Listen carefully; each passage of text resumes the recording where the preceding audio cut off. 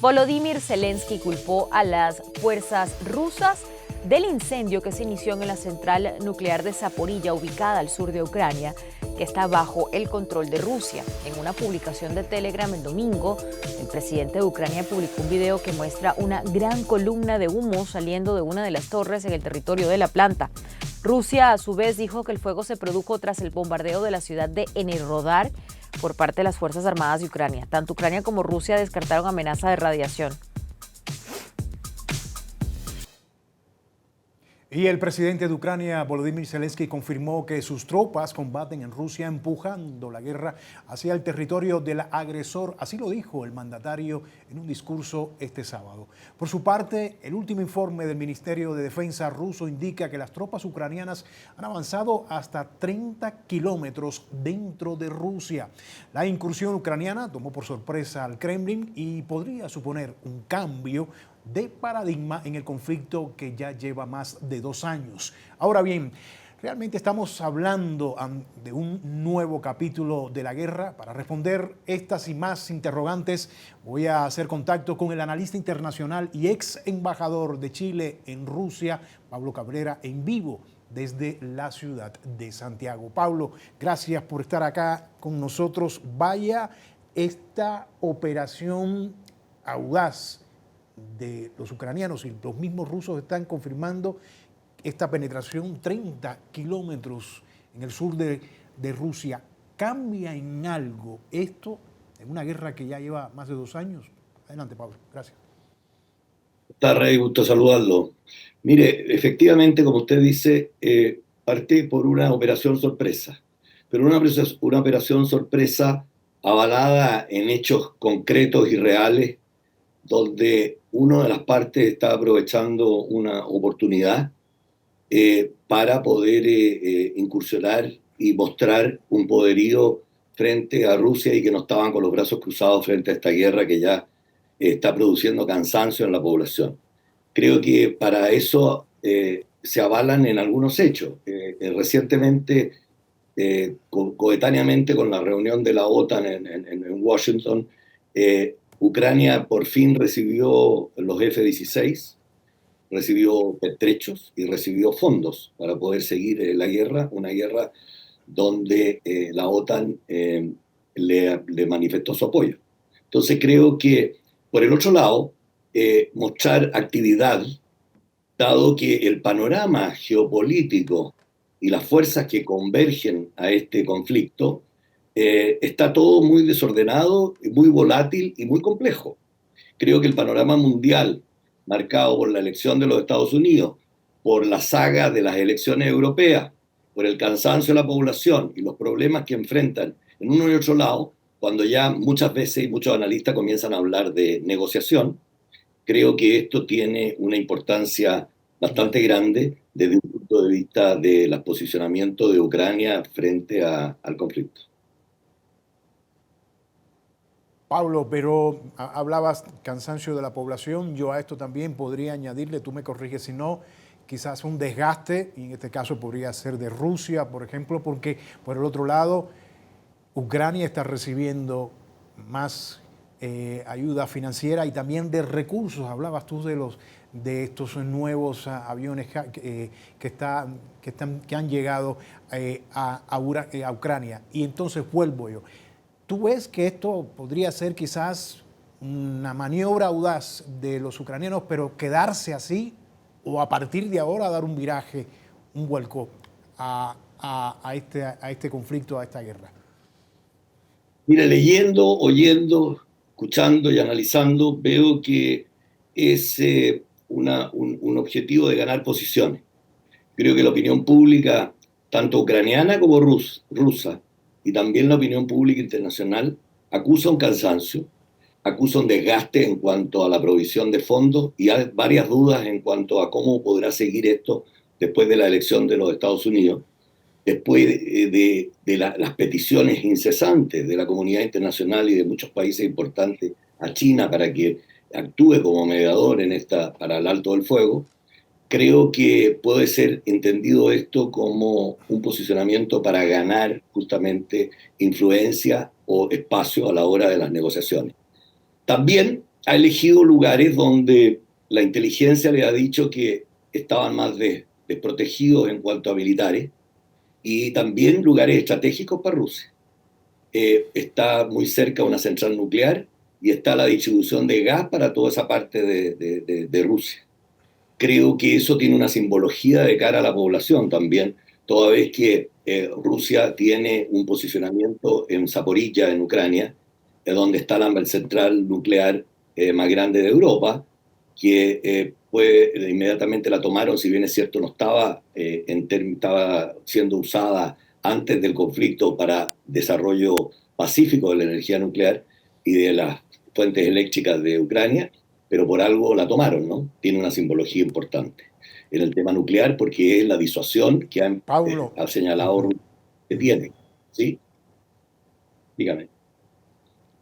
No, y te preguntaba, al parecer esto toma por sorpresa a Rusia, toma por sorpresa a Putin, y me llama la atención, tú corrígeme si no, pero me llama la atención que se hace en medio de cambios de estrategia. Lo vimos hace muy poco, tanto por la parte de los ucranianos, de su estrategia de defensa, y tanto también por los rusos, porque no olvidemos que hace poco se cambió en cuanto al titular que está al frente del ejército de Rusia. Un cambio de generales allí, por supuesto un cambio de estrategia. ¿Podría tener algo que ver esto con lo que estamos viendo? Sí, esa es la parte del frente interno en los dos sectores. Creo que el Kremlin ha tomado una posición después de la reelección del presidente Putin, ha hecho cambios estratégicos importantes y se sacó de encima al grupo Wagner como rebelde a las directrices del Kremlin en el Ministerio de Defensa. Ahí tiene otra simbología en cuanto a que el grupo, el lugar donde están los ataques y las incursiones ucranianas, están los grandes cementerios del grupo Wagner, y los grandes reductos del grupo Wagner. Por ahí está incluso enterrado Prigozhin. Creo que eso también tiene alguna importancia.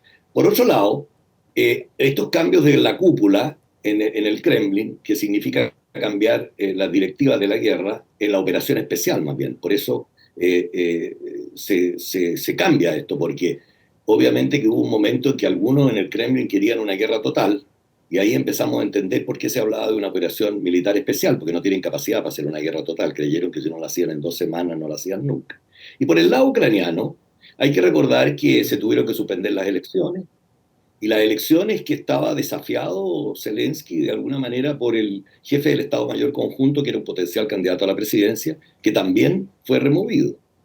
O sea, también había movimientos militares, no sé si contrarios y masivos, pero sí con alguna importancia de cara a la incapacidad de políticas de reclutamiento, cansancio de la población, pertrecho, ojalá poder recibir más o menos ayuda de los otros países. Y esto todo en un cuadro geopolítico complicado. Rusia tiene muchos intereses en el Medio Oriente, hay una guerra en el Medio Oriente, tiene intereses en el Asia, en el sur del Asia. Han habido muchos movimientos hoy día, recientemente en Bangladesh, zonas estratégicas donde Rusia también está conteniendo o está teniendo alguna participación. Y por el otro lado, la coalición que apoya a Ucrania también tiene posicionamiento estratégico ahí. O sea, se ha diluido también el centro del conflicto, o se ha agrandado, depende cómo se mire. Entonces, como muy bien dice, hay un factor interno que tiene que ver con el cansancio, reclutación, poder y unidad de la fuerza en los dos lados.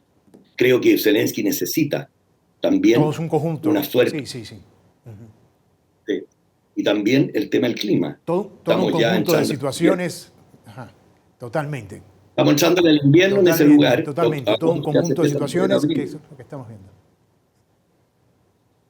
Hay un conjunto de situaciones. Gracias, Paulo, por este análisis, un conjunto de situaciones esperemos que salgamos de esto a ver lo que estamos pasando. Esperemos. Así esperemos. Es. Gracias, Paulo. Era el analista y ex embajador de Chile en Rusia, Pablo Cabrera, en vivo desde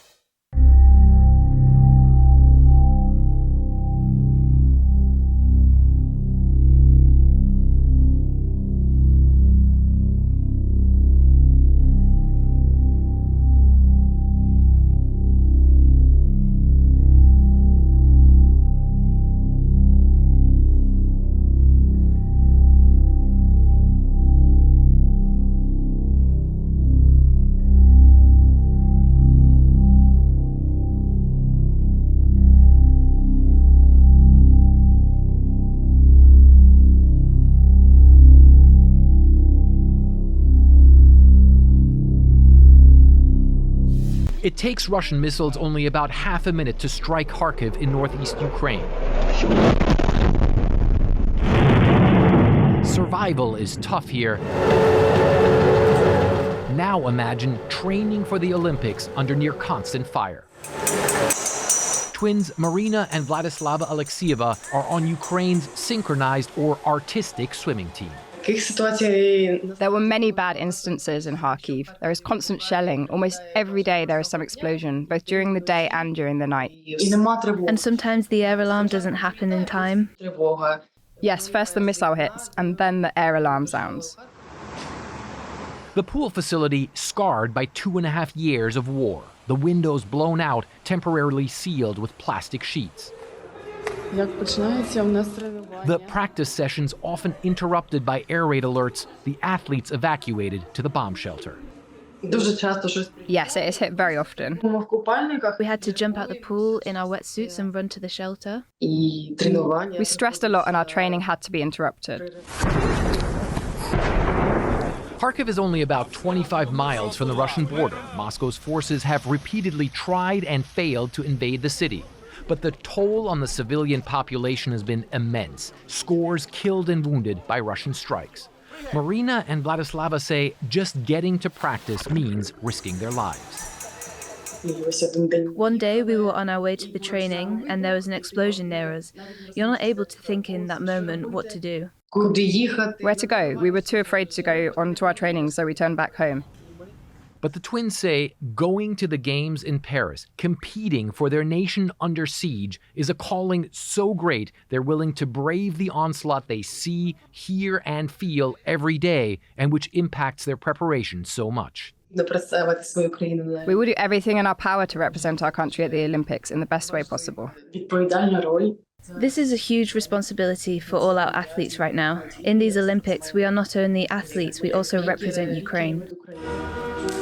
And they say they will represent all the Ukrainian athletes lost to Russia's brutal invasion, while voicing their anger at Russians allowed to compete in Paris, even though they'll be classified as individual neutral athletes.